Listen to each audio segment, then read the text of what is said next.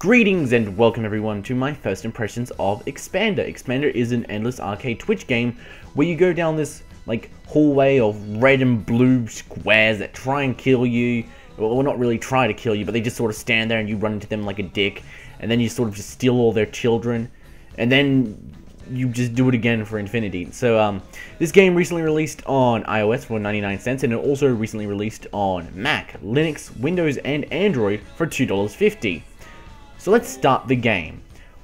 How does it play? Well, you use the arrow keys to go up, and you use the arrow keys to go down. So you press up on the arrow keys to go up, or to expand yourself upwards, and you press down to shrink yourself.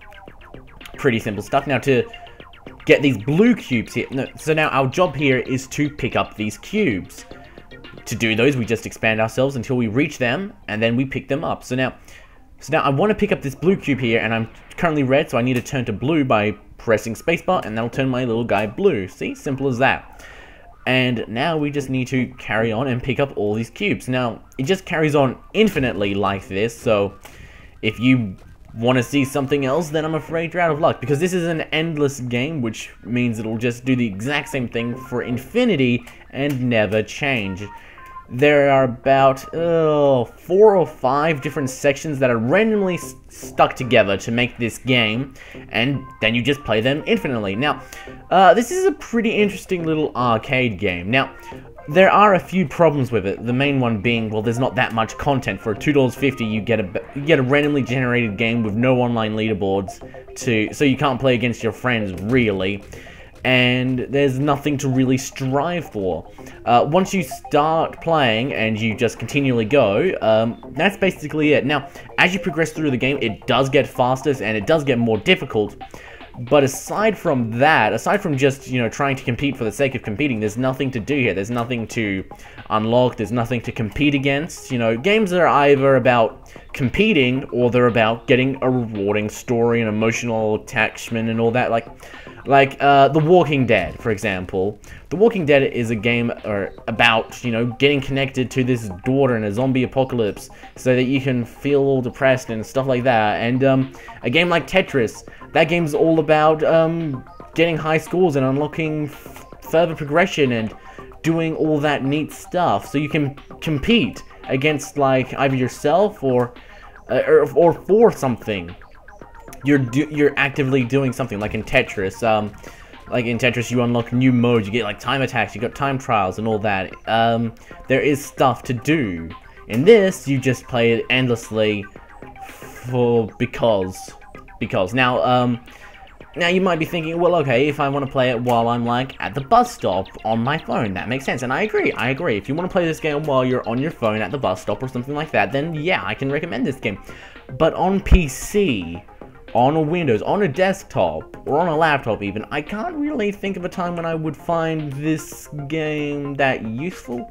Because, I mean, if you're like out and about, you're not playing your phone on your, you're not playing on your desktop, you're playing on your phone. You're playing, and if you're like playing on like a laptop, then you'll probably also have access to like some more sophisticated games that can like sort of use your brain, because this game isn't like this sort of zone out and just do whatever the hell you want sort of game. This game is actually pretty intense. Like, it makes lots of noises when you get hit that sound really bad, so you're like, ugh, that sounds disgusting, I don't want to get hit, and hear that again. And the screen shakes and you're like, ugh, I don't want to have the screen shake when I get hit, so I'm not going to do that. So you're like, I don't want to get hit, so you have to focus. And then, so this game is about focusing, so you gotta focus, so you can't just, chill out and play this game for the hell of it and just do nothing, because you have to focus. So you play something else that either requires more thought or equal thought, and that actually has more content. So it's sort of weird, like, when would I play this on my computer? For $2.50, you also don't get that much content. It is randomly generated, it's endless, and it just continues on and on and on. This is the game that never ends. People started playing it, and we don't know when they'll end. It just continues on like this. So it flips the camera around, you continually do the same thing. That's really all there is to this game.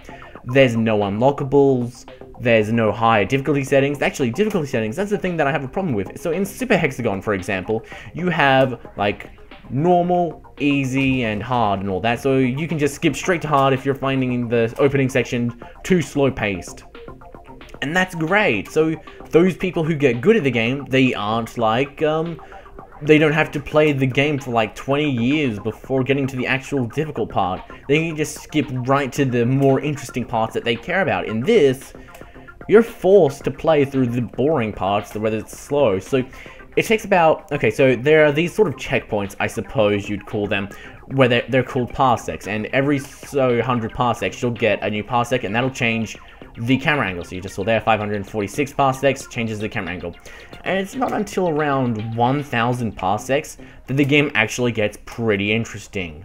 So, like, it still requires focusing, but it doesn't get, oh my god, this is intense, this is amazing, I love this. So you're just spending a lot of your time just waiting for that moment when it does get interesting, and it takes quite a while. So it would be really nice if we could just skip straight ahead to the really interesting part and just play against that. That would be great. I mean, there's not like there's any online leaderboards so we can compete against other people, and even so, like, just like make it to the leaderboards there for different parsecs, like, oh, you started from the very start, you started from this parsec, and so on and so forth.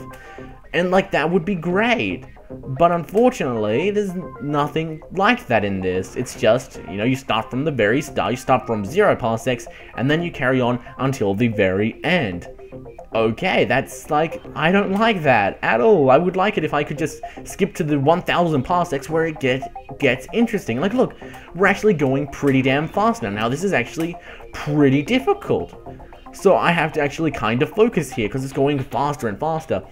But it took so long to get here, so I didn't like it. And I've already got 1 life remaining, so if I die here, I'm going to have to start all over again. And I don't want to do that. So yeah, that would be my wish, personally. If the developers are watching this, and I hope they are, then could you please just put in an option for me to skip straight ahead to like 1000 parsecs or 2000 parsecs or something like that? Maybe if you get, like, reach a certain parsec, you can just skip to it, so that way when you start the game off, you don't scare people away with, like, having, oh god, we can choose from, like, 0 parsecs or 1 million parsecs, what's a parsec, and all that. So they play the game, they understand what a parsec is, and then they can choose from which parsec they last reach to reach next. And I'd be okay. I think that would be great. Oh, okay. So, yeah, that's the main thing that I want. Also, maybe some more content, because right now, we've only just got the same 4 little areas stitched together, and then that's it. That's all we've really got there as far as, like, actual content in the game goes, and then it's just all stitched together randomly. Well, it's all randomly stitched together, and then that's it. So if we had some more sections in between there, instead of, like, maybe the 4 or 6 that it's got right now, how about, like, 8 or 12? And then just randomly stitch those together. Just because, like, I've seen Commander videos so damn much in this game, it's pretty ridiculous. Okay, so now, onto the options and all that. Leaderboards, I think that was actually, yeah, that was my highest score, so, yay. The recording gods were looking after me there. They were making sure that I actually did pretty good. So these leaderboards are local only. That's not a fan of that. You've got these achievements here for yourself, so if you get these achievements, that's something to strive for, I suppose, but I don't really care about these achievements that they say, because I'm more interested in, like, what do these achievements do for me? I can't even show them off. It's like, if I had online leaderboards, that'd be cool, then I could show them off like that. Or maybe if there was, like, more, so yeah, I just don't like the achievement sort of stuff. But that's just my personal opinion about achievements. Maybe if you're okay with achievements, maybe that's enough for you to enjoy this game. But this is my impression, so you see, this is where the whole personal opinion, personal preference sort of comes in. These are the credits. Really, it's a game by All Civ Planets, and a special thanks to Brendan J. Watts, Martin Pye, SRECNIG, okay. Mike Bithell, the developer of Thomas Was Alone. I guess that's because this guy has squares in his game, and Thomas Was Alone is about squares, so I guess that's why he's there.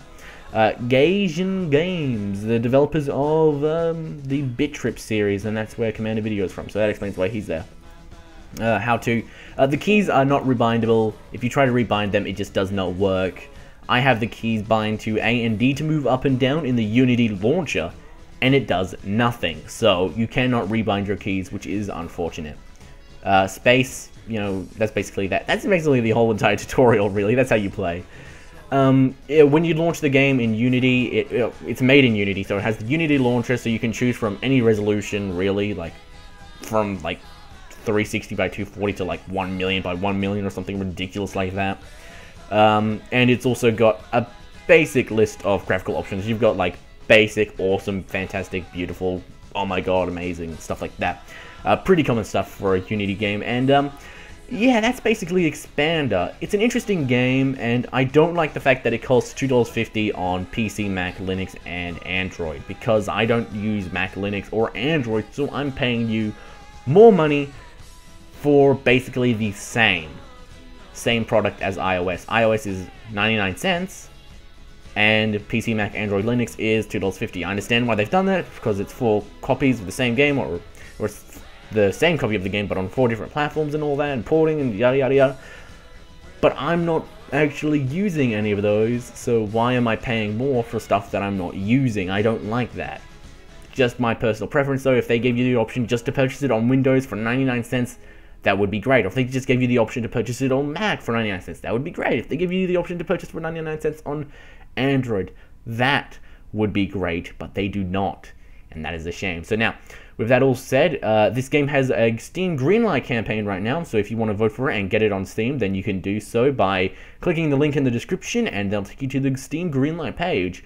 It'll also have a link to the Humble store where you can purchase this game, and as well as basically all the other relevant links that this game has. So thank you for sticking around, everyone. I hope you enjoyed it, and GG.